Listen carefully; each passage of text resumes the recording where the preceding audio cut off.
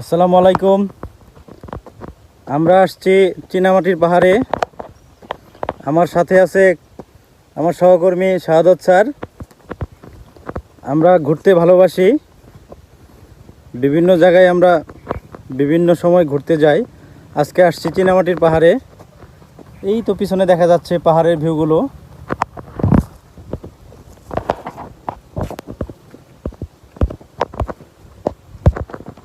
পানিটা ধরেন।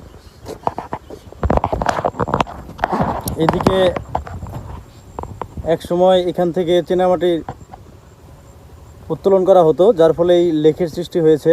পানির কালারটা অদ্ভুত কালার, একদম সাদা ধরনের একটা কালার।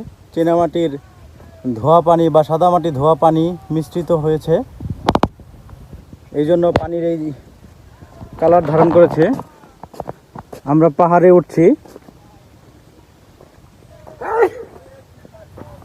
চীনামাটির পাহাড়ে উঠছি আমরা।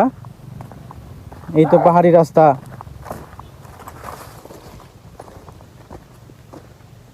ধীরে ধীরে আমরা পাহাড়ের চূড়ায় উঠে যাচ্ছি। এখানে 3 থেকে 4টি পাহাড় রয়েছে, তার মধ্যে সর্বোচ্চ যে উঁচু পাহাড়টি, সেই পাহাড়ের উপরে উঠছি আমরা।